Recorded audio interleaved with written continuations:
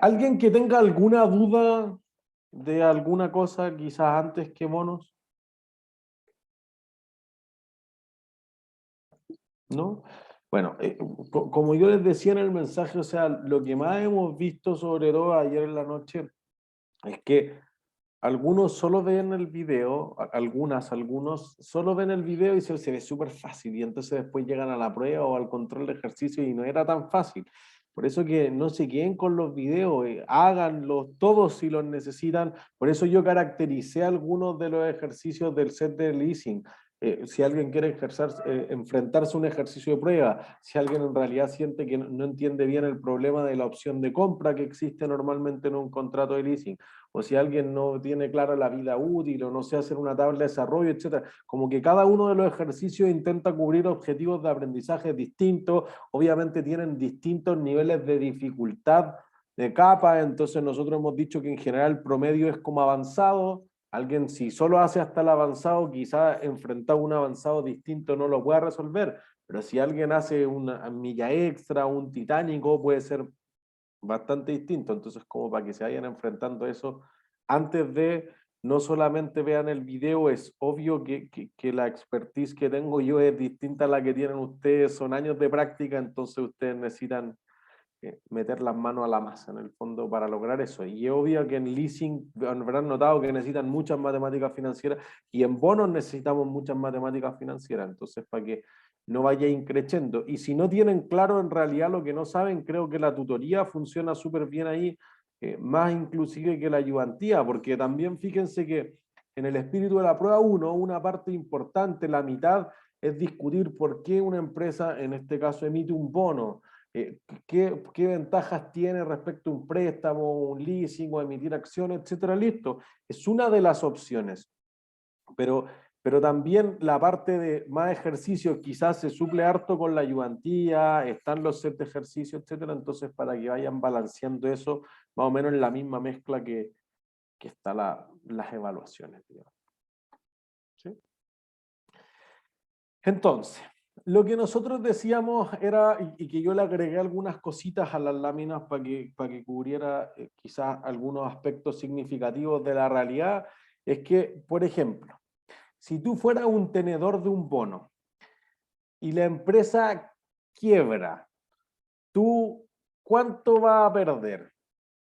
¿Pierdes todo?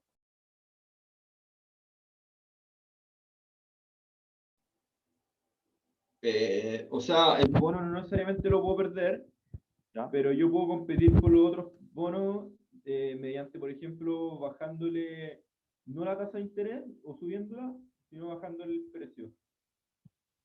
Sí, claro, pues, pero si la empresa quiebra porque me dice no te puedo pagar, el bono va a bajar de valor porque tú esperabas que te pagaran invento 1000, 11.000 y ahora te dicen no te puedo pagar eso. Obviamente se vuelve algo de incobrable, apliquen la misma idea de la estimación de deudores incobrables. Entonces tú dices, oye, pero ¿cuánto menos? Entonces cuando yo digo no puedo pagar los bonos, ¿significa que no me van a pagar nada? Porque fíjense, si el que tiene el bono, digo no te puedo pagar, entonces el tenedor del bono, ¿qué haría? ¿Qué solicitaría? O sea, como una denuncia, no sé, para, bueno, ya está quebrado. O sea, Es es que no que está quebrado. Yo te digo que no te puedo pagar nomás, pues tú me vas a denunciar. ¿A dónde? ¿A la IFRS o Naker? Bueno, es que la IFRS son unas normas nomás, pues, pero en DICOM, usted, ¿no? ya listo, me suena bien, DICOM, como un cheque protestado, ya llevémoslo a algo simple primero. Oye, no, pues no me pongáis en el boletín comercial porque en realidad nadie más me va a prestar plata, no. Pero aún así ustedes me ponen en DICOM, no recuperan su plata. ¿Qué otra cosa harían ustedes para recuperar su plata? ¿Yo Quizás quiebra? Yo solicito la quiebra. Ya, pues y entonces voy a un juzgado o voy a la superintendencia que ya no se llama quiebra, ahora se llama de reestructuración y reemprendimiento. Pero digo, oye, que quiebre la empresa, pues, ¿y qué implica la quiebra? Que las personas que tienen bonos tienen derecho preferente. O ¿Sobre sea, qué? con los activos. Sobre la liquidación de los activos. Ah, eso, la liquidación de los activos, pues yo agarro los cuadros, las mesas, los autos, los inventarios, las cuentas por cobrar y empiezo a hacer caja. Por eso fíjense que ahí va a haber un síndico de quiebra, alguien que va a llevar ordenadamente esto, porque oye, ustedes tienen los bonos que se emitieron en el 2011, yo tengo los del 2014 y otro tiene los del 2017 y otro los 2019. ¿A quién le pago primero? ¿Al más antiguo? ¿Por qué? Porque vence antes.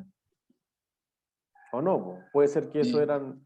O sea, yo podría decir los bonitas de Disney del 92 seguro que vencen después, porque era 100 años, vence el 2093. Según yo, todos Quizás los igual. que compramos bonos a 10 años... Perdón, Alfonso. No, en sí, según yo, todo es igual, porque por decir, cuando ellos están haciendo, en este caso, emitiendo los bonos, ellos ponen las reglas, y si yo veo, no sé, yo soy el que quiero comprarle el bono, que tiene con 10 personas más, y veo que este le da preferencia al que está 1, 2, 3, preferir no le doy, por lo cual yo creo que el que emite el bono debe darle como la igualdad de preferencia a todos, pagarles por Ya, igual. es una Eso. opción. O sea, si yo no dije este bono es mejor que el otro o peor que el otro, entonces a prorrata. Nos repartimos proporcionalmente lo que quede. Obviamente, si yo debo 600 y les digo que no les puedo pagar, cuando liquidemos los activos probablemente no vamos a recuperar 600. O sea, el patrimonio es negativo en el sentido contable. Vamos a recuperar 400. Bueno, pero 400, ¿cómo se reparte? Una opción es repartir 400 proporcionalmente a lo que le deba de los 600 a cada uno. ¿Sí? Por prorrateo o a prorrata. Otra opción sería decir, no, pues hay algunos que están primero. Mira, de los 400 que obtuvimos, no todo es tuyo, porque hay algunos activos que eran el leasing. Los leasing están asociados directamente, entonces en lo que obtuve de eso se lo pago a General Electric Company. Entonces, podría ocurrir, perdón, creo que había unas manos levantadas. Ya no hay ni una, pero ¿alguien se quedó con una duda? En sí, entonces les paga como igual cuando exige, si hay 5 personas que tienen que cobrar, pero lógicamente si no le puede pagar a uno, supongo que no le puede pagar a los otros 5. Entonces cuando soliciten la quiebra y todo, les pagará a todos por igual. Si es 1.000.000 y son 5, les pagaría 200.000 o no. No. Diría esto. Mira. Diría que si este es tu balance y ya tengo en activos 400 y tengo pasivos 600. ¿Cuánto vale el patrimonio? Menos 200. Menos 200. Listo. Entonces la empresa está quebrada en el sentido contable. Creo que discutir cosas más allá de los costos directos de quiebra, etcétera, es mucho más complejo, necesitan otros cursos y se discute en finanzas 2 al final. Pero de los pasivos, yo voy a decir, ¿puedo pagar los 600? No sabemos. Podría haber un bono A, un bono B y un bono C. Lo voy a hacer solo con los bonos, pero notarán que puede haber otro. A este le debo 100, a este le debo 350 y a este le debo 150. Ah, ¿le puedo pagar todo?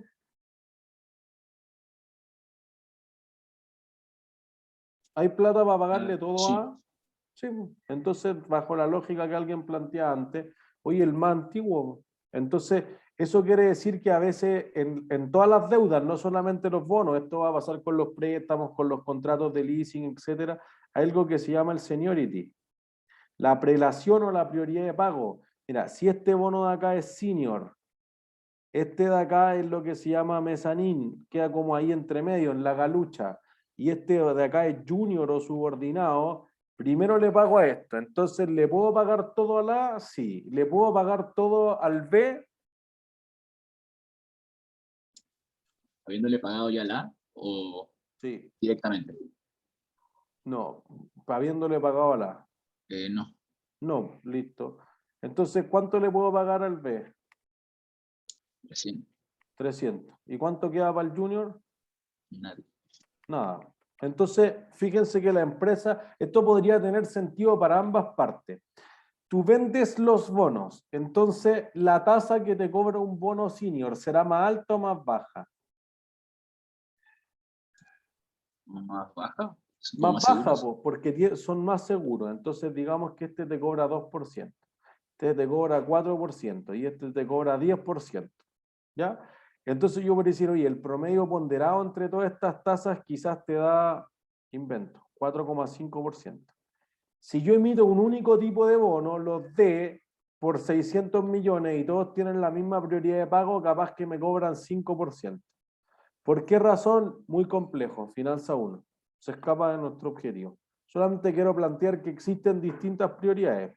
Si no hicieron esto, es lo que me plantearon al principio. A prorrata, todos tienen la misma prioridad de pago. Nunca declaré que tuvieran distinta prioridad de pago. ¿Se entiende? Entonces, podría ocurrir eso.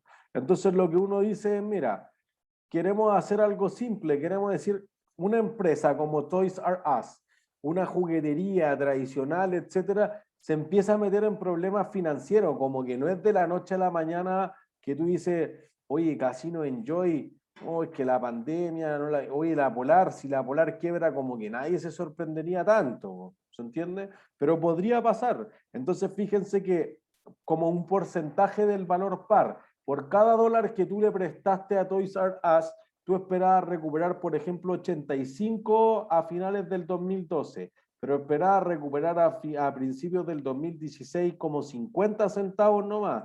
Pero fíjense que después se pegó una de Fénix y empezó a resurgir y casi recuperaba el dólar completito. Y al otro día me dijo que no podía pagar. Pero no quedó en cero. ¿Por qué no quedó en cero? Por lo que ustedes decían, oye, obligo a que quiebre. Cuando quiebra, no es que el activo valga cero, hay algo de los activos y eso se repartirá. Puede ser súper poco, puede ser, fíjense, el 20% del valor par, pero hay un valor residual o de rescate. ¿Se entiende? Entonces esto tiene que ver mucho con los conceptos de valor en uso, que la empresa siga al más allá, o que hay un valor de liquidación y el valor de liquidación es algo, no es cero. Y entonces los acreedores igual recuperan algo. Pero fue una pregunta para entender bien. Los bonos son pasivos para las empresas, ¿no es cierto? O sea, para el que emite el bono es un pasivo. Para el que recibe la plata es un pasivo. Para el que paga la plata es un activo. Ya. Gracias. María Catalina. Profesor, yo tengo una pregunta. Es que usted dijo que el leasing va primero. Entonces, si la empresa llega a quebrar, ¿siempre le tengo que pagar antes al leasing y después a los bonos? No me atrevería a decir eso. Me atrevería a decir que si uno va a la ley de quiebras, que eso depende de cada país, hay un orden. La ley dice, invento, primero a los trabajadores, después a los proveedores, después a los bancos, después al fisco, último a los bonistas y a los arrendadores, una cosa así. ¿Entiendes? Lo que sí me atrevería a decir es que como el arrendador es el dueño legal del activo y dice, que por esta empresa agrícola agarro mi tractor y me voy. No tengo Ya, que entrar a perfecto. discutir con lo otro. En cambio, el banco dice, oye, yo le presté 50 millones, ¿y qué hizo? No, mira, construí una bodega, compré inventario, le pagué dividendo a los accionistas porque tenía cuentas por cobrar. Entonces, el banco tiene que entrar a pelear en lo que se recupere las cuentas por cobrar, de los inventarios y de la bodega. Entonces, el banco tiene que pelear con los otros. Los arrendadores, los lessors en el fondo, los proveedores de capital mediante un leasing, no entran en esa pelea. Es una de las ventajas, es como más claro a dónde fue a parar la plata que tú prestaste y agarro mi activo. Los otros no tienen claro dónde fue, entonces por eso se hace lo que se conoce como un concurso de acreedores, como que todos se echan a pelear a ver qué agarro. Por eso que la ley debe ser súper clara en que el síndico de quiebras que va a llevar ordenadamente esto tenga una prioridad, porque si no todos se agarran a combo y tratan de saquear la empresa hasta que, figurativamente, pero saquear agarrar lo que puedan nomás para recuperar lo que no se les va a pagar. Ya, perfecto, profesor. Y tengo otra duda. Es que en el caso, por ejemplo, que haya puesto el bono C, que no recibiría nada, ¿él no pasa nada con él después? No, esto es solamente para hacer el punto que decíamos en la última clase, los bonos no son seguros. Tú asumiste que te iba a poner última en la fila, por eso te estoy pagando 10% y no 2%. Parte del negocio es que algún día no te pague. Ya, Entonces, perfecto. esto pasó mucho con Argentina, mire, y este es el argumento de Joseph Stiglitz, premio Nobel de Economía. Dijo, no hay un juez en el mundo que pueda obligar a un país a pagar porque es soberano. Y tiene mucho sentido, porque dice, mira, si un juez obliga a pagar a todo evento a Argentina, ¿cuál es el riesgo de que no te pague? Alto. No, pues si un juez lo va a Cero. obligar siempre, cero. Si Ah, es ya, sí. libre de riesgo, ¿se entiende? Entonces, si es libre de riesgo, tiene que pagar la tasa que paga, por ejemplo, un bono de Estados Unidos, 1%, no el 17% o el 20% que ha pagado por muchos años Argentina.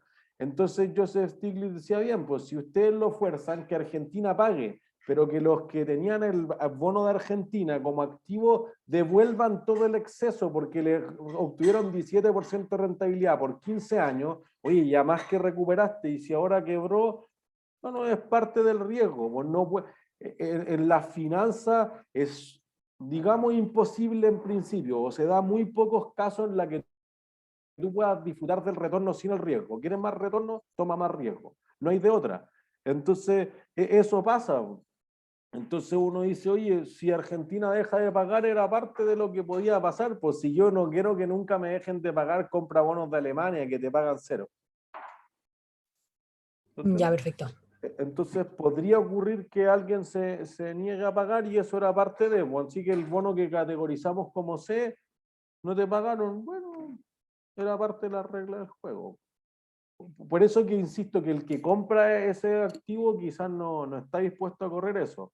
O sea, en las criptomonedas que mencionaban al principio, oye, que se hagan pebre y que caigan 30 o 40% en un par de días, es parte del juego de las criptomonedas. Pues si uno quiere obtener rentabilidades de al otro día 50%, tiene que estar dispuesto a correr ese riesgo.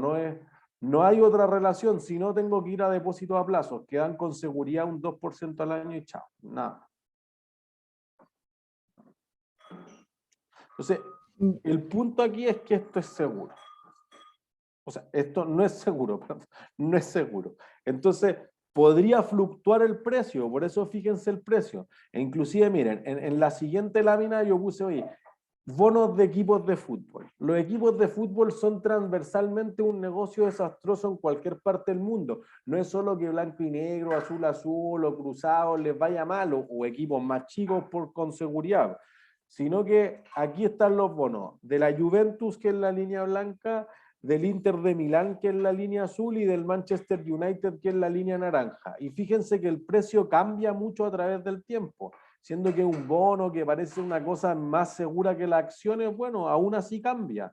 Entonces esas ideas, por ejemplo, que el fondo E de las pensiones nunca pierde, ¿a dónde? Eso es una invención. No hay nada, lo único seguro en la vida es que no hay nada seguro. Esa es la realidad. Entonces hay cosas menos riesgosas. Fíjense que aquí todos parten en 100. 100% del valor par. El valor par era lo que la empresa quería obtener, lo dijimos en la última clase, ya, 100. ¿Ya? Para que se midan sobre la misma base. Pero después fíjense que eso es julio del 2019.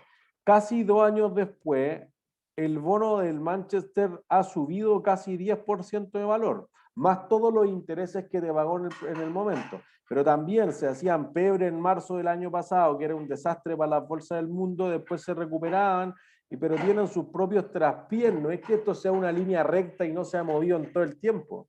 ¿Se entiende? Entonces, cuando uno dice, oye, es que esto podría ser súper seguro, bueno, esto es seguro. Pues si ustedes hubieran comprado acciones del equipo de fútbol, la volatilidad sería 3 veces más. ¿Se entiende? Entonces, hay que quitarse esa idea de que los bonos son 100% seguros, libres de riesgo. Eso no es así, aunque el bono sea de Estados Unidos, de Alemania o de los países nórdicos, no es libre de riesgo. Tienen súper bajo riesgo, pero algo tienen. Entonces, en el otro caso, oye, equipos de fútbol, miren, el bono del Manchester United ahí se recupera porque el bono del Manchester United era un asco. Fue como 2 o 3 años eligió el peor bono de toda Europa. Así de malo era el performance financiero de la empresa. Entonces, uno dice, oye, como equipo de fútbol puede ser súper bueno, pero no, quizá la acción y los bonos se desmontan de lo que le pase en la cancha a los equipos de fútbol, sobre todo. Quizás si hay algo que está más o va más alineado a eso, son las monedas, las criptomonedas de los fans que tienen ahora la Juventus, el Barça, el PSG, que en el fondo si el equipo gana, suben, y si el equipo pierde, bajan, pero una cosa como media ilógica.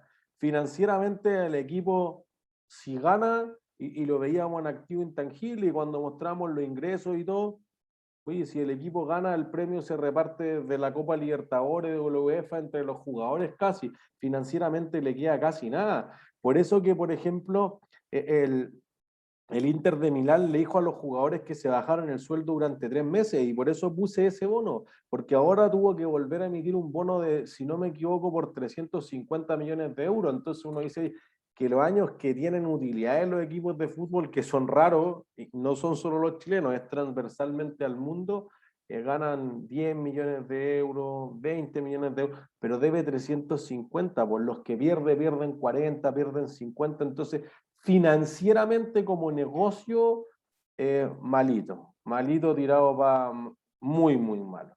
José.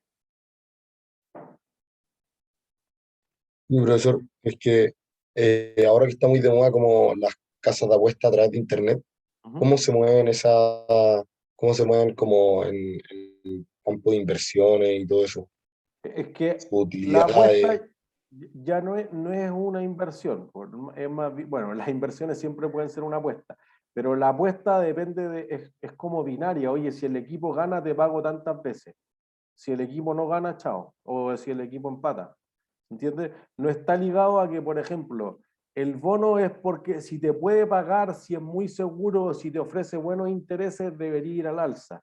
La acción que vamos a ver las próximas semanas depende de lo que vayan a recibir los accionistas. ¿Y qué es lo que esperan recibir los accionistas o los dueños cuando invierten en una empresa? ¿Alguien sabe lo que esperan recibir? plata, ¿Pero cómo se llama Dividendos, eso? utilidades. Dividendos. Listo. utilidades, Utilidades claro. distribuidas son los dividendos. ¿Se entiende? Entonces, ahí hay un desempeño que es más bien de largo plazo. Diría que todo lo que tiene que ver con apuestas es de corto plazo. ¿Me entiendes? Entonces ahí es más la intuición, hay gente que hace análisis súper estadístico, etcétera, que se la juega por el equipo, pero no, está ahí, o sea, al nivel del análisis financiero que uno puede hacer, es poco lo que se puede hacer de las apuestas, porque en el fondo, si uno calcula el promedio, dice la casa siempre gana, y eso es transversal a cualquier tipo de apuesta. Entonces yo digo, oye, la probabilidad de que tú ganes es 0,2, ya, ¿y cuánto es el premio? 4 veces. Bueno, si yo multiplico 0,2 por 4, te va a dar 0,8. Entonces, en promedio voy a perder, pues nunca recupero la apuesta. Y entonces con eso la casa de apuestas funciona, pues, ¿se entiende? Y ellos apuntan a algo que lo van a ver muy en detalle en estadística, la ley de los grandes números. Oye, si yo tengo una apuesta, capaz que me vaya mal, pero si tengo 1.000.000 de apuestas, se va a distribuir en todos los rangos posibles y en promedio voy a ganar. Por eso que si alguien gana mucha plata en el casino, lo único que tengo que hacer es ofrecerle una habitación y meterle trago hasta no poder más, para que se desinhiba y termine perdiendo toda la plata que ganó en el casino. Es cosa de tiempo, solamente tengo que esperar a que se repita muchas veces esto y en promedio va a perder el jugador. O necesito que entren 10 millones de personas al casino nomás, pues entonces si uno gana, los otros pierden, en promedio apuntan al promedio. Evitar los eventos como que solo vino una persona y justo le dio al jackpot y lo aniquiló. Entonces creo que en ese sentido el análisis financiero solo resiste que en promedio la casa siempre gana. En promedio. ¿Sí? Financieramente la empresa que lleva así como Bet365 le va súper bien, pues un negocio de volumen, es como una corredora de bolsa en el fondo. Yo te pongo como te cobro una comisión sobre cada una de las apuestas. Y ese negocio sí es bueno. Así como partieron los Peaky Blinders con apuestas, ya ese negocio es bueno. Corredor de apuestas. Camila. Profe, si el negocio entonces de los equipos de fútbol es tan malo, ¿por qué seguir haciéndolo? Una gran pregunta para cuando veamos Behavioral Finance. O en alguno de los cursos de economía van a decir Behavioral Economics. Porque financieramente una estupidez, pues, pero eso no quita la pasión. Los negocios pueden ser de pasión. En la realidad de las empresas es que más empresas quiebran al año que las que se abren a la bolsa. Entonces uno diría, oye, para llegar a un unicornio azul, que son estos startups que antes de abrirse a la bolsa ya están valorizados en más de 1.000 millones de dólares, ¿cuántos tuvieron que caer? Entonces se abrió uno y cayeron 300 en el intento. ¿Se entiende? Entonces puede ser que en realidad las empresas, uno dice, ay, pero ¿cómo va a perder plata? Son más las empresas que pierden plata que las que ganan plata. En número, pero la que es exitosa es extraordinariamente exitosa. Entonces, por eso los inversionistas del capital de riesgo, de Venture Capital, no se la juegan toda por un proyecto, dicen yo voy a invertir en 50 proyectos. Entonces, me da lo mismo si solamente uno es el bueno, pero el que es bueno me va a multiplicar mi rentabilidad por 200. Entonces, como voy a ganar 200 en eso y perdí en los otros 49, gané 149 en el margen. ¿Se entiende? Entonces, los equipos de fútbol, sobre todo, una cosa más emocional, es como los clubes sociales. Si uno mira en los estados financieros del Sporting o del Club de Polo San Cristóbal o el Club de Golf, puras pérdidas, pero oye, pero me gusta jugar golf, estoy dispuesto a poner plata ahí. O me gusta juntarme con tal tipo de persona y no sé, hacemos tal cosa. O hay otras cosas, pues, y nos juntamos ahí, ahí es donde se hacen los negocios, entonces vamos a ganar en otra cosa. Las viñas también un negocio bastante malo, claro, si uno ve Viña San Pedro, Tarapacá, o si uno ve Conchitoro, viñas exitosas, pero la otra es súper complejo, un mercado súper competitivo que requiere mucho espacio físico, que está muy sometido al clima, que podrían comprar un seguro contra el clima, pero el seguro es súper caro, entonces justo te puede pasar que este año no pagaste el seguro del clima. El metro, este año tomamos la decisión de no pagar los seguros porque la probabilidad de que te quemen en los carros es imposible, y justo se dio el estallido social. Oye, justo ya no contraté el seguro del clima y hubo una sequía o una inundación, chuta, perdí toda la cosecha. Entonces, hay algunos negocios que realmente no son exitosos porque existe por una cosa medio irracional. Por eso se habla de behavioral economics o behavioral finance. Como que la gente irracionalmente invierte en esas cosas. Porque miren, el ser humano tiene sesgo. ¿Alguien cree que en la prueba le va a ir por debajo del promedio?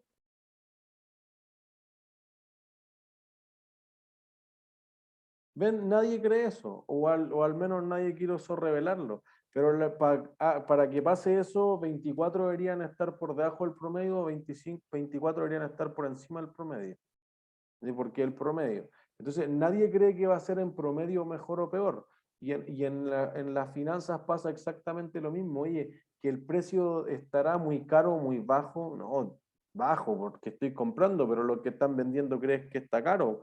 Y entonces una transacción que podría generar eso. Entonces, por ejemplo, cuando las acciones, sobre todo con los equipos de fútbol, cuando el equipo de fútbol gana, ¿qué debería pasar con el precio de la acción? Subir. ¿Por qué? Tiene más valor, tiene más gente, no sé. Ah, bueno, no, que es emocional. ¿Ven? Pero al menos Más patrocinadores tal vez, ¿Por qué? porque si al equipo le está yendo bien, Ya, va a tener más auspicio. tú eres Key Account Manager de CSU, ¿tú le meterías más plata al equipo si va ganando? ¿Sí? ¿Por qué? Porque probablemente le va a seguir yendo bien. ¿Y eso en qué te beneficia CSU? ¿Se vende más cristal? No. No le metería. Pero fue una reunión, una decisión más irracional, po.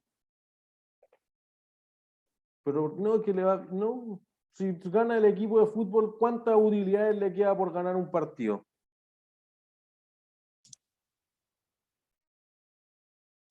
Lo mismo, no cambiaría. Nada, o sea, insisto, si gana una copa, prácticamente no le queda nada, todos los premios se dan a los jugadores, ¿se entiende? Uno podría decir, oye, es que están formando ese jugador y mira, ya se ofertó 10 millones por el pase, 20, 30 en la venta del pase. Listo, el mejor año de la Católica cuando vendió a Gary Medel. Listo, ahí sí, pues tengo caja y eso la vamos a distribuir entre los accionistas. Pero por eso que cuando veamos acciones vamos a explicar que hay dividendos especiales. Oye, esto ocurrió una vez en la vida. Nunca más he tenido otro Gary. No hay otro Gary nomás, pichado, y eso es lo que tuvimos. Entonces, no es algo que tú puedas replicar, tú no dices, oye, este es un negocio, una propiedad de inversión, el arriendo, una cosa constante con el tiempo, es proyectable. Aquí, oye, un jugador me cayó del cielo, no es algo que se vaya a repetir, no es como los derechos televisivos, ni los auspicios, ni el borderó, la venta de entrada, etcétera. ¿Se entiende? Entonces, acuérdense que nosotros lo mostramos. El 2019 la U no ganó ni un solo peso en el trimestre, nada, todos los trimestres a puras pérdidas. Y el 2020 ganó casi todos los trimestres. O sea, el negocio no es ir al estadio, el negocio es quedarse en la casa, para la U. Po. En cambio, la Católica tuvo el mejor año de toda la historia, tuvo más utilidades que blanco y negro y azul azul. ¿Se entiende? Entonces, como que el ganar o perder no debería producir eso. Por eso que, por ejemplo, la Bolsa de Santiago, la Bolsa Electrónica de Santiago, creó un índice un tiempo que era Gol. El índice Gol veía el desempeño de las acciones de blanco y negro, de azul a azul y de cruzado. Y después lo retiró, dijo un asco. Esta acción no se mueve, muchos días no se transa. O sea, entonces el precio que dice hoy día es un precio que la última transacción se hizo en enero. Ah, eso no es ni siquiera un fair value. Como que usted dice, si la tratara de vender a eso, no, la voy a tener que vender a cualquier otra cosa, porque la información está súper desactualizada, entonces el índice ni se movía, entonces dice, ¿y a quién le importa esto? ¿Le importa a alguien que mueva lucas de verdad, un fondo de pensión, una compañía de seguros? No, a nadie, a los fanáticos, ya chao, los fanáticos no mueven los mercados financieros. ¿Se entiende? Fíjense que si alguien de ustedes o de sus familias tiene acciones en los equipos de fútbol, oye, ¿cuánto tiene? 50 luquitas, 80 luquitas, una cantidad pequeña para haber salvado el club de la quiebra. No tengo $1.000 millones porque el equipo no vale eso. O sea, en el mejor caso, cuando Azul Azul llegó a ser la empresa de fútbol más valiosa del mundo en bolsa, una cuestión ridícula, valía más que la Juventus, valía $115 millones. Es así una empresa, no existe. No existe. ¿Entiendes? Perdón, hay manos levantadas. Gracias, John. profe. ¿No hay de... John. Y la pregunta la tenía antes, pero era o sea, era el costo amortizado, poniéndonos una situación como muy específica, creo. Ajá. Porque los bonos varían y sus tasas y todo, dependiendo si es costo amortizado o valor razonable. Pero bueno, entonces si un tenedor hubiera comprado, en este caso comprado un bono, justo antes de la pandemia, le convenía 1.000.000 veces más el costo amortizado, ¿no? Porque a la final, como venía la pandemia, las tasas como que, no sé, le iba a perjudicar y como se tenían que actualizar por valor razonable iba a ser peor. Pero si era costo amortizado, pues al revés. Por eso le no diría eso. Po. Yo lo compré antes de la pandemia, en julio, y ¿Ya? subió. Po. Diría por el contrario, porque mira, como queda la embarrada en la pandemia, ¿qué debería hacer el Estado? Bajar las tasas. Bajar las tasas, pues si baja la tasa, ¿qué pasa con el valor presente? Sube. Para apuntalar a la empresa, todo lo que es el crédito FOGAPE o crédito COVID que le llamaron, oye, pague 3,5 al año, eso es la inflación, o sea, si le quito la inflación, la tasa que le di a las empresas es de 0%. Y eso, comilla, oye, fue la raja a mitad del año pasado, la empresa, qué bueno, salvavidas, y ahora empiecen a pagar. Chuta, pero seguimos igual. Y ya no hay más plata, pues ya nos fumamos el crédito del FOGAPE, si hubo que pagar sueldos, no sé, 12 meses, pues. Y ahora me vi los 12 meses más los intereses, es que, insisto, es solo la inflación, pero oye, si hemos tenido cerrado casi todo el tiempo. Entonces, es complejo eso. Entonces uno podría decir, claro, algunas empresas si se lograron cambiar, si se metieron en el e-commerce, en el delivery, quizás van para arriba, listo, pues está pagando. Pero en otras le puede haber prestado más plata todavía y aún así no sale del hoyo, entonces va a caer, pues.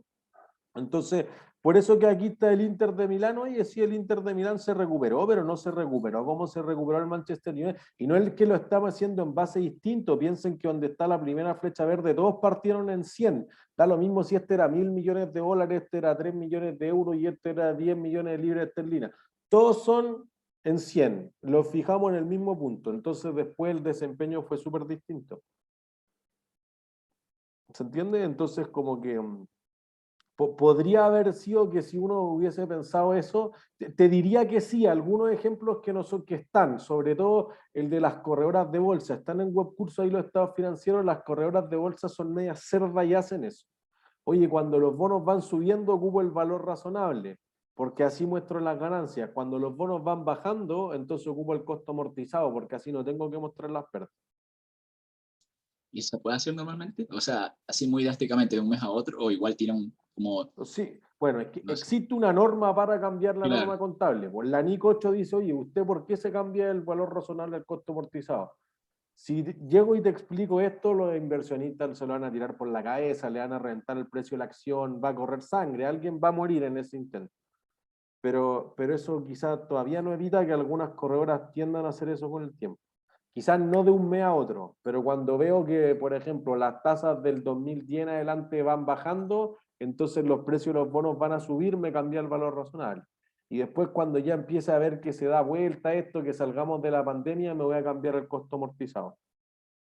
Entonces, obviamente lo camuflan, dicen, no, es que nosotros esperamos aguantarlo en el largo plazo por la rentabilidad ya, pero hay que saber leer un poco entre líneas. Seguro que no es ético, no es ilegal, no viola ninguna política contable, pero tienen ese sesgo de que acomodarlo a lo que más le funcione. Es la misma idea que esto se lo deben haber discutido en la introducción a la contabilidad con ocupar FIFO o LIFO promedio. Bueno, puede pasar lo mismo con eso, así que las corredoras de bolsa sí un poco hacen lo que tú dices. Perfecto, gracias. ¿No hay de qué? Santiago. Profesor, tengo dudas respecto de cuál sería el caso en cual una persona, un inversionista, compraría bonos en el mercado secundario. Porque para el caso de los bonos, siendo algo tan, o sea, constante, o como usando la tesorería gringa, como que no entendería el caso en que sería conveniente comprar en un mercado secundario. Es que es para los bonos de largo plazo. Porque en general, cuando los bonos que son a menos de un año, por ejemplo, como que todos se aguantan hasta el vencimiento. Es súper difícil que tú digas, oye, a este bono le faltan 10 días, te lo vendo. No va a pasar eso. Ese bono espero hasta llegar y voy a la tesorería y le cobro. Entonces, si tú podrías decir, oye, mira, yo lo compré por 100 y ahora va en 114 y han pasado 8 meses. Oye, buen negocio, pues te lo vendo. Recibí los intereses cada 3 meses, por ejemplo, y además me gané en el capital. Por eso que hay un interest yield, el rendimiento que me producen los intereses, y hay un capital yield, o un rendimiento sobre el capital. Entonces tú me pagaste 2, 2, 2, y además compré en 100 y vendí en 114. Entonces en el total me gané 120 y 20% de rentabilidad en menos de un año.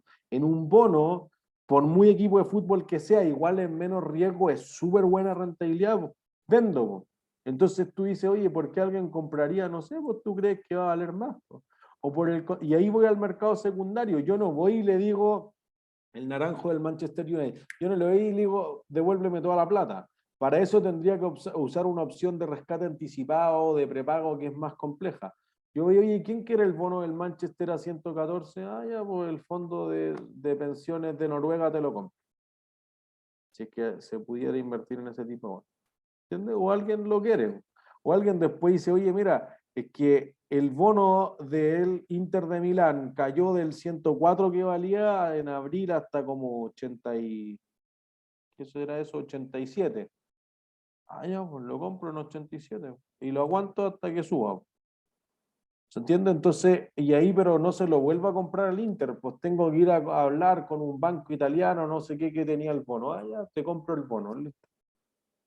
¿Se entiende? Entonces diría que los bonos de más largo plazo, más de un año, todos se venden en el mercado secundario. Por eso que nosotros mostramos la página de la bolsa y dijimos, oye, mira todos los bonos que se han transado hoy día.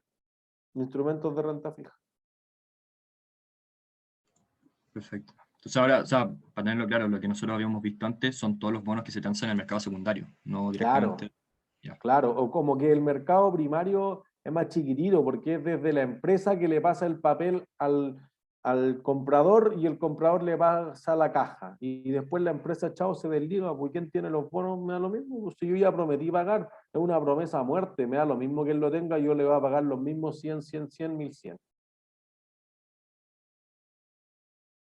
¿Entiendes? Por eso es que fíjense que si uno entiende eso, le es lógico si lo contabiliza el costo amortizado al valor razonable, porque como la empresa está comprometida a pagar 100, 100, 100, 1100, le da lo mismo cuánto valga en el mercado.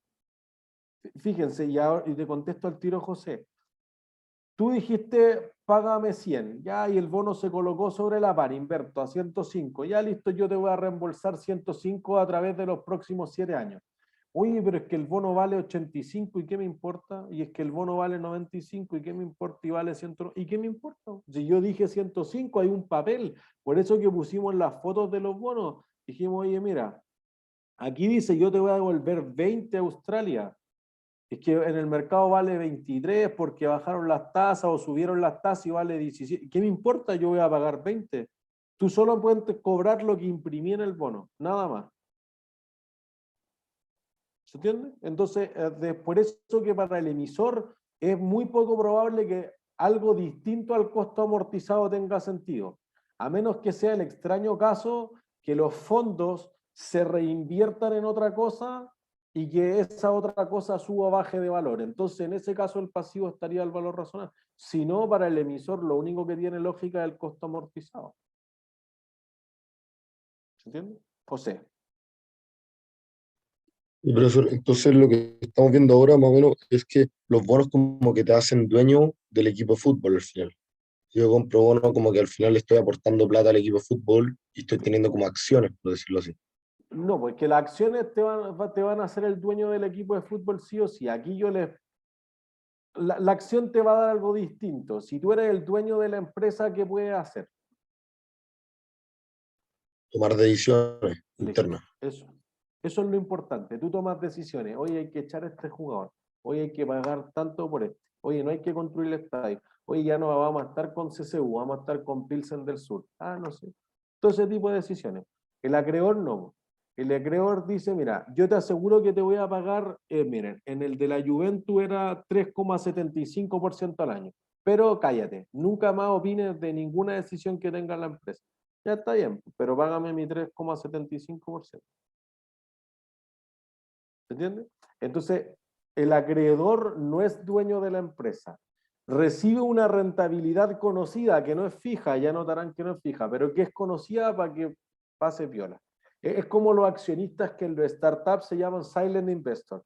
Oye, yo pongo plata y no me aparezco nunca más. Llámame en 3 años cuando tengamos que vender esto en la bolsa y yo haya cobrado el 10 veces lo que puse. Chao. No tengo idea, porque no.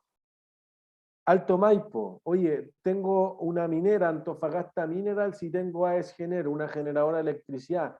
¿Qué va a ir a opinar Antofagasta Minerals de cómo es el negocio de la electricidad, chao? Pero yo necesito que tú me proveas esa electricidad. Por eso puse plata en el proyecto, pero el que cacha, el que tiene el know-how del negocio, es AES Gener. ¿Se entiende? Entonces, esos inversionistas como pasivos o silenciosos es más o menos esto. Por eso cuando uno habla de los inversionistas, está hablando tanto de los acreedores como de los accionistas. Pero el acreedor, pregunto, pasa la plata y chao. ¿Se entiende?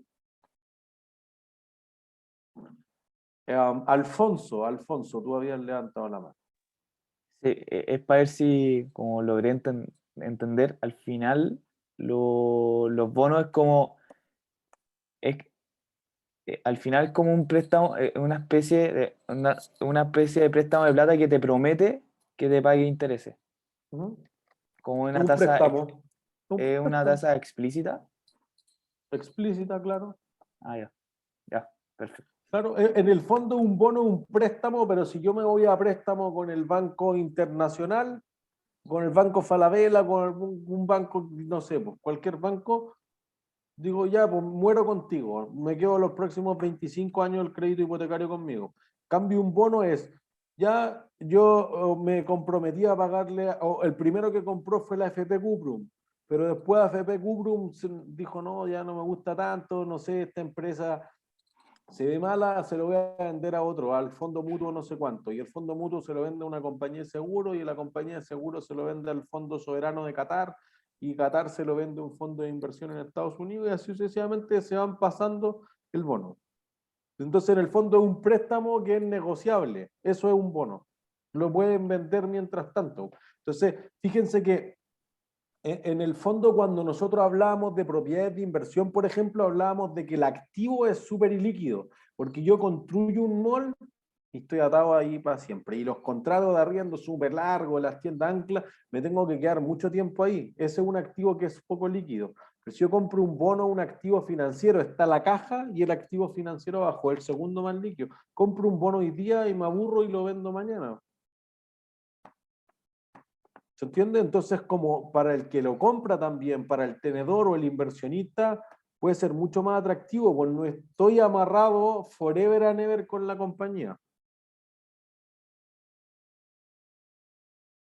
¿Se entiende? Por eso que es súper importante lo que mostrábamos en la clase anterior de las transacciones en la bolsa. Por ejemplo, si tú vas a construir un túnel, tengo que estar 50 años ahí para recuperar plata. Puede ser súper rentable, pero puede ser súper riesgoso. Si ese es un matrimonio de toda la vida, riesgo-retorno, no hay, es casi imposible conseguir la rentabilidad sin el riesgo. ¿Sí? Van unidos. Entonces tú dices, es que si yo invierto en un túnel y no sé, y después cambia la logística o el próximo gobierno, 50 años una cosa tan larga que no quiero estar ahí. Pues bueno, compra un bono de la empresa que administra eso y si no te gusta mañana vende el bono. O un fondo de inversión, en vez de construir el strip center completo, hagamos un fondo, cuotiémoslo y las cuotas del fondo se transan en la bolsa. Oye, si tú tenés un accidente de mañana y tenés que ocuparlo por un fin médico, vende tus cuotas y listo, po. No tengo que empezar a vender un strip center que me va a demorar un año y ahí ya no tengo cómo, me morí. ¿Se entiende? Entonces, algunas veces, algunos tipos de inversionistas prefieren que los activos sean mucho más líquidos. Fíjense que la línea es como un electrocardiograma, el precio se va moviendo constantemente. Y eso que mostramos unos bonos no habitual. Si mostramos bonos del Tesoro de Estados Unidos, de Alemania o del Banco Central en Chile, se mueven mucho más todavía. Es mucho más líquido. En cualquier segundo del tiempo yo puedo venderlo esto. Capaz que el bono de la Juventus me demora un día, pero un día es mejor que haber construido un estadio y no tener cómo deshacerme del estadio. No sé si eso responde en todas las preguntas. María Catalina. Profesor, entonces un bono es muy parecido a una acción igual. Porque yo igual, o sea, en el sentido de que si yo quiero la vendo, como lo mismo que el bono, lo que estaba diciendo recién. Ya, en ese sentido sí. Pero, Inclusive o sea, los bonos son más líquidos que las acciones. Ya. Pero, profesor, el valor en el que yo vendo el bono, ¿cuál es? El que tú quieras. Ah, ya, da lo mismo. Claro, si tú ves ahí que te quiero vender el bono de la Juventus en 180. Bueno, si encuentra alguien que te lo compre por 180, bien, pues si no, te va a empezar a desesperar y va a empezar a bajar el precio hasta que nos encontremos oferta y demanda en alguna parte. Ya, perfecto. Profesor, Ajá. pero a mí no me queda muy claro por qué como que sube y baja. Sé que es como el valor del precio en el tiempo, pero al final como que quiere decir en marzo del 2020 que el Inter de Milán esté tan abajo. Como que Nadie ese... quería el bono, po. Ah, y el precio del bono era ese. Sí, po. Todos venden. Como nadie compra, entonces el precio se revienta. Perfecto. Pero no tanto tampoco, po. Fíjense que aquí sí que se revienta, po. Se va de 100 a 20 en un día. Oye, ¿cómo no lo viste venir? No, es que siempre pensé que las tiendas de juguetes se salvaban. No, no se salvaron nada. Antes de la pandemia, toda la cuestión. ¿Y cuál es la diferencia entre el Inter y el Manchester United? ¿No? Porque el Manchester United le fue mejor por tema administrativo, lo hicieron mejor, etcétera, o... Ahí creo que última parte del curso podríamos, hay que empezar a leer uno por uno. Oye, tiene mejor negocio con los sponsors, se pagan más derechos de televisión, los estadios son más grandes, no sé, pues lo llena más. Ahí no, como que no sabría darte una explicación nomás. Entonces, quizás los impuestos en Italia son distintos que en Inglaterra, entonces quizás los inversionistas prefieren comprar más bonos en Inglaterra que en Italia, no sé. Hay varias explicaciones. Pudo haber ido más gente, menos gente en los estadios. Puede ser. Pero No por sé. eso, pues, habría que mirar el estado de resultados de cada equipo de fútbol para saber por qué el performance de un bono fue mejor que el otro. ¿Se entiende? Entonces, voy a inventar, pero alguien podría decir perfectamente, alguien que se dedique a invertir normalmente en bonos, pues que mira, yo veo que los equipos de fútbol cada vez más acceden a más montos en bonos, porque claro, si el Inter de Milán pide 350 millones de euros, es muy grande para un banco. Entonces tiene que ir a un bono, un mercado más grande. Pero en realidad yo he vislumbrado que el futuro son los equipos femeninos y que cada vez va más gente al estadio a ver equipos femeninos, etcétera. Entonces una apuesta de largo plazo, bueno, entonces tú empezaste a invertir, por ejemplo, en bonos del PSG, si es que existieran. Oye, entonces veo que va hacia allá, etcétera, o veo que está invirtiendo mucho más en cadete, entonces semillero de jugadores que venden muy caro, no sé, pues podría haber una razón por la que tú dijiste esto es comparativamente mejor, ¿se entiende? Porque aquí siempre hay que pensar en el comparativo. Oye, está bien, tu bono es malo, pero todo lo otro es súper mal. Es como lo que le pasa a Chile. Uno dice, mira, Chile sigue siendo el jaguar de Sudamérica, pero eso no quiere decir que estemos mejor. Solamente quiere decir que el barrio está mucho peor. Entonces uno ve, por ejemplo, Colombia, que lo acaban de degradar a bonos chatarra. Brasil hace muchos años lo degradaron a bonos chatarra. Bolivia no existe en términos de los mercados de capital, el flujo es ínfimo. Argentina es cualquier cosa, Venezuela es cualquier cosa, Surinam no existe ya, chao. Claro, Chile dentro del barrio está súper bien colocado, con Perú, con México, pero Perú ya se está volviendo loco en términos del mercado de capitales por las elecciones. Entonces uno dice, está bien, pero eso no te deja equiparable a los países nórdicos. Lo que pasa es que el barrio es muy charcha nomás, que es distinto. ¿Se entiende? Entonces siempre los mercados de capitales son comparativos. Dice, oye, bueno, que mira, si yo invierto en bonos de los equipos de fútbol y todos son un desastre, el menos desastroso es el del Manchester, por eso sube. Pero eso no quiere decir que sea bueno. ¿Se entiende? Ya, ahora sí vamos a la materia, que si no, no vamos a llegar nunca. Entonces lo que nosotros decíamos es, mira, podríamos separarlo en mercados de emisiones, cuando lo compro de la mano del emisor o de alguno otro, si son de estados o si son de empresas, y si en realidad tienen clasificaciones de riesgo de grado de inversión o de alto rendimiento. Triple A es la mejor categoría posible, y ahí le puse la sigla y más o menos qué es lo que significa, y va bajando hasta triple B. Entonces lo que llamábamos grado de inversión, que lo más probable es que te pague, era esta parte de acá, y que el grado especulativo o bonos basura o de alto rendimiento, que es como la versión comercial, pero para alto rendimiento, corro harto riesgo, es de triple B menos hacia abajo, es decir, doble B más, doble B menos y así sucesivamente hasta abajo. ¿Entiendes? Entonces lo podría separar con cuál es la calidad del instrumento. Si tú compras bonos de Latam Airlines o de Argentina o de Venezuela, están en la peor categoría posible. Si tú compras bonos de Microsoft, de Johnson & Johnson, de Rabobank en Holanda, están en la categoría más alta posible. Si yo compro ahora bonos del Estado de Colombia, W. Si yo compro de Brasil, W. Quedan ahí, pero abajo. Es la mejor basura que hay, pero siguen estando en el grado basura. ¿Se entiende? En cambio, tú compras bonos de Chile, es A-, que es la clasificación de riesgo casi la misma que tiene Japón. Entonces, está bueno, pero no es triple A, no es Alemania, no es Suiza, no es triple A. Pero dentro del barrio es lo que decíamos, es decentito. ¿Se entiende?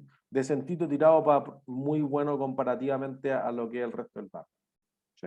Entonces ahí mostramos cómo se veían los bonos, que tenían los cupones, etcétera, y decíamos, mira, no todas las empresas van a vender bonos, hay que quitarse esa idea de encima, porque para vender un bono necesito que haya un tamaño mínimo, tengo que pagarle a la gente colocador, tengo que emitir estados financieros en un idioma que es IFRS, no es en las normas que a mí se me ocurrió, lo que quiera Entel, chao, no es así esa cuestión, tiene que ser IFRS, tengo que hacer un roadshow, pasearme por el mundo y convencer a alguien, algún incauto quizás, de que comprar un bono del Inter de Milán es súper bueno. Si no, solamente me van a comprar los hinchas, pero no sé si los hinchas van a lograr juntar 350 millones de euros. ¿Se entiende? Y si tengo que ir a alguien que es más racional, va a decir, pero ¿por qué le va a prestar 350 millones de euros? Está bien poner 1.000 euros para salvar el equipo, pero 350 millones de euros está más duro. ¿Se entiende? Entonces, por eso decíamos, oye, podría quebrar, podría quebrar. Entonces, fíjense que pagar derechos de bolsa, clasificaciones de riesgo, abogados, asesores, etcétera, eso cuesta. Entonces, la gracia es que los mercados de capitales, los fondos de pensiones, las compañías de seguro, etcétera, se salten al banco que solamente tomaba la plata de acá y la prestaba más cara acá con un spread, se lo salten. Entonces, si tú eres el Metro, seguro que sí, pues necesito 500 millones de dólares y voy y hablo directamente con los perros grandes, con la FP Plan Vital, Cuprum, Provida, lo que sea. ¿Sí? Si tú necesitas 200.000 dólares, nadie te va a abrir la puerta, estoy obligado a ir al banco. ¿Se entiende? Entonces la empresa dan ese salto cuando todos los costos de derechos de bolsa y todo lo que dijimos, más que se sobrecompensen con la tasa más baja de interés que van a recibir. Pues los dos ganan. Recibo más en el activo y pago menos en el pasivo. Así que tanto el emisor, la empresa, como el tenedor o el comprador, la FP, el fondo mutuo, la compañía de seguro, quedan en mejores condiciones. ¿Se entiende?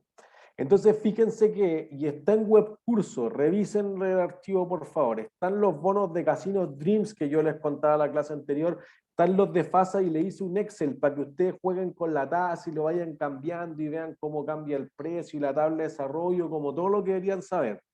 Y ahí entonces uno dice, mira, Casino Dreams armó el bono, pero nunca lo colocó. Nunca lo colocó. Entonces no hay ningún pasivo de Casino Dreams. Porque lo que crea el pasivo es que te paguen la plata. Oye, ¿entró la caja a la empresa? Sí. Ahí es donde está el punto. ¿Se entiende? Entonces tú tienes que tener esa obligación siempre y cuando te hayan pagado la caja. Y entonces si yo recibí 150, listo, y no pago los 150, entonces ahí el bonista puede solicitar la quiebra y hacer que se liquiden los activos de la empresa, etc. ¿Se entiende? Entonces lo que nosotros decíamos es que la tasa que voy a exigir en un bono depende de dos cosas. Del valor del dinero en el tiempo, del mínimo en la economía, por ejemplo, algo que se llama regularmente la tasa libre de riesgo o muy cercano a libre de riesgo, en el caso de Chile, lo que pague el Banco Central. Más un extra. Entonces, si tú eres Codelco, eres súper poco riesgoso, paga un poquito más, ¿sí? 0,1% más. Si tú eres el Metro, que ya es algo más riesgoso, paga el 0,2%. Si tú eres Casino Enjoy, pagas 10% más. Si tú eres La Polar, pagas 30% más. ¿Se entiende? Entonces va aumentando ese premio o prima o spread por el riesgo que se corra en cada uno de los bonos. Las empresas normalmente tienen ciertas cosas. Entonces, las empresas para emitir un bono, y lo decíamos en la clase anterior, lo que hacen es tener un proyecto. Primero un proyecto, si no van a reestructurar otra deuda y eventualmente van a colocar fines corporativos y eso generalmente significa que van a hacer cualquier cosa. Entonces, si uno tuviera una línea de tiempo, digamos que hacemos un proyecto muy grande, una central hidroeléctrica. Ya más o menos ahí quedó la línea. Entonces vamos a decir, mira, si tú estás construyendo entre el año 0 y el 3, esto está en construcción, ¿cuánto puedo pagar de un bono?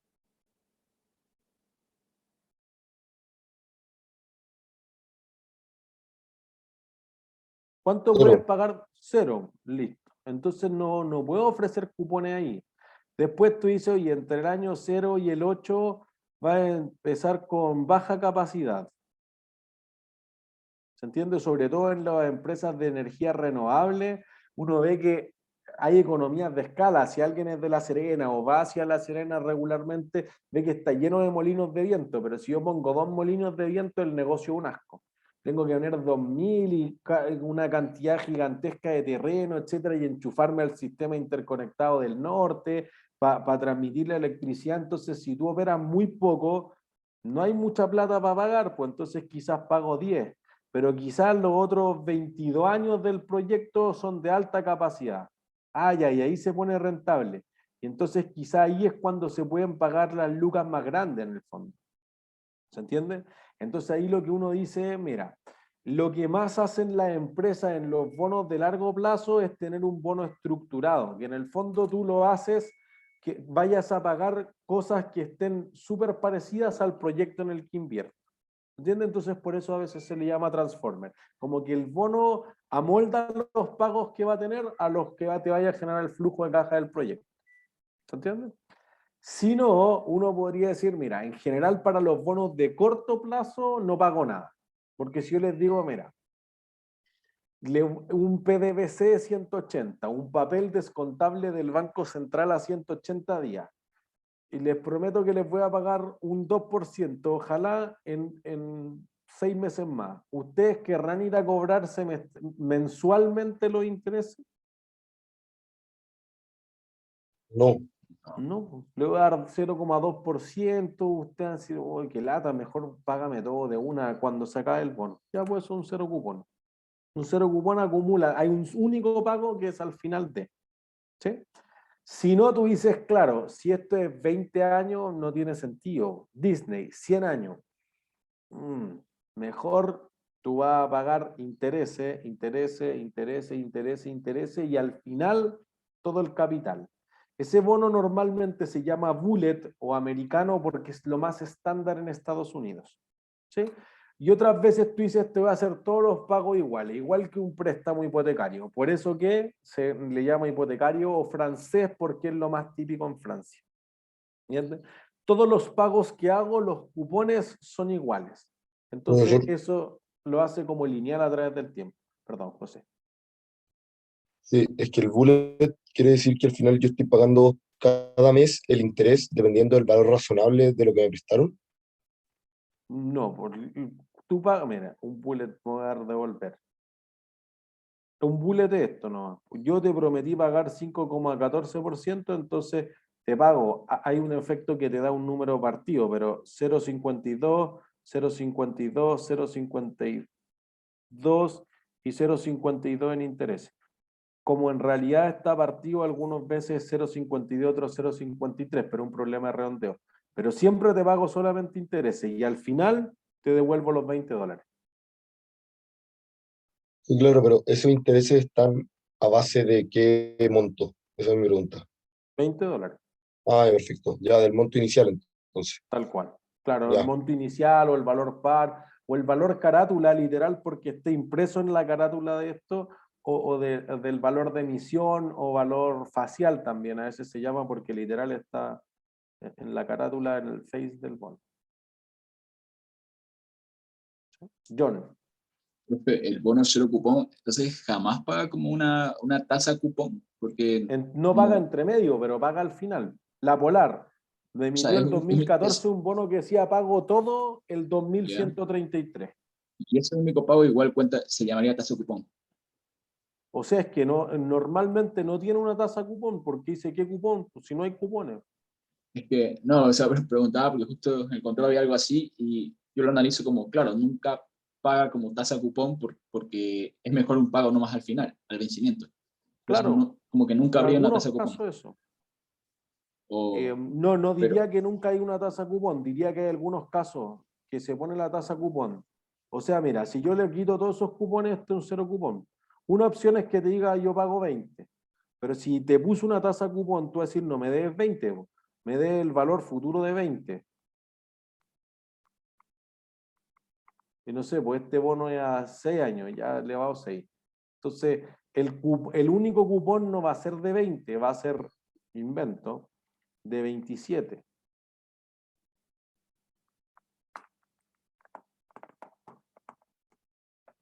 ¿Entiendes? sí, amigo, gracias. Entonces, lo que nosotros decíamos es que podrían darse de esas dos características, o que sea como un bullet. Y entonces, miren, y con esto vamos a terminar la clase hoy día. Tú dices, oye, yo tengo esta empresa, invierto en una fábrica que tiene activos por 800, ya inventario, cuenta por cobrar, fábrica, etc. Para eso emití un bono de 500 millones. Entonces, ¿cuánto será el patrimonio de esta empresa? 300. Listo. Digamos que el flujo de caja que te genera acá es de el 12% de eso, 96. Y el bono te cobra el 10%. Entonces, ¿cuánto tengo que pagar en intereses al bono? 50. 50. Sí. ¿Qué hago con la diferencia?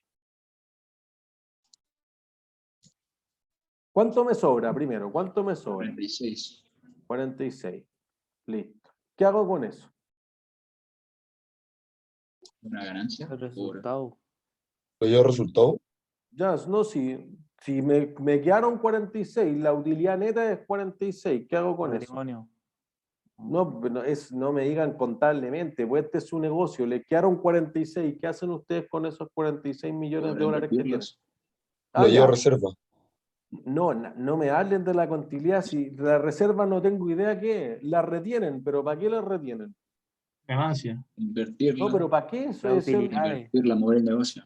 Crecer. Eso, ya crecer, pues eso sí es una razón de negocio, lo otro son conceptos al aire que no sirven para nada. Lo reinvierto, ¿por qué? Oye, porque voy a atacar un mercado nuevo, porque quiero desarrollar un nuevo producto, quiero abrir una segunda tienda, una tercera tienda, una 10ª tienda. Listo. Entonces, una parte la puedo reinvertir y la otra, ¿qué podría hacer? Dividendos. Pagar Sí. dividendos, pues esas son las dos opciones y eso es algo de lo que vamos a ver la próxima semana cuando veamos patrimonio. Entonces uno dice, no, quizás voy a pagar 20 de dividendos y voy a retener 26 porque los accionistas tienen que vivir, pues está bien. Pero fíjense que en algún momento uno va a decir, ya, pues te pago 50 y 50 y 50, pero después hay que devolver los 500. ¿Cómo pago los 500?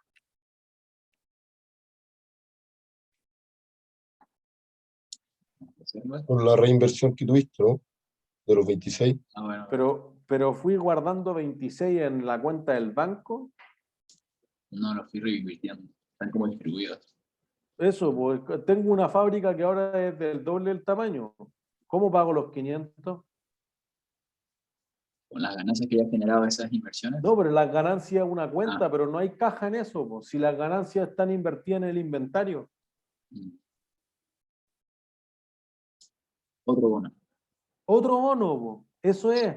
Porque yo llevo años con el CalPER, el Fondo de los Profesores de California, que tiene 500 mil millones. Hoy le pago intereses de 10% y ya una relación de 10 años súper buena, chao. No quieren que yo les devuelva los 500 millones, porque si yo les paso 500 millones, no sé qué hacer con esa plata.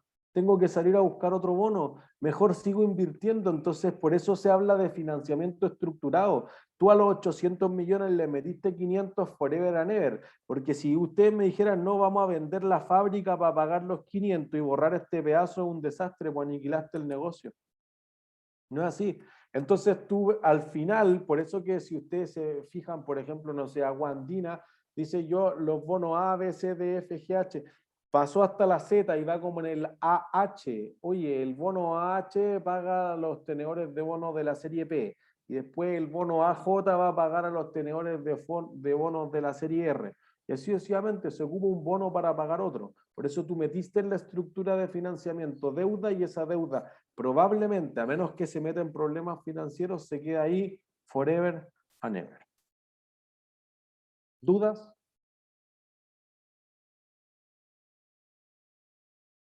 ¿No? Gracias por quedarse los minutos adicionales. Que estén súper bien. Chau, chau. Gracias, profe. Gracias. Chao, chao. Chau, chau. Profe. Chao.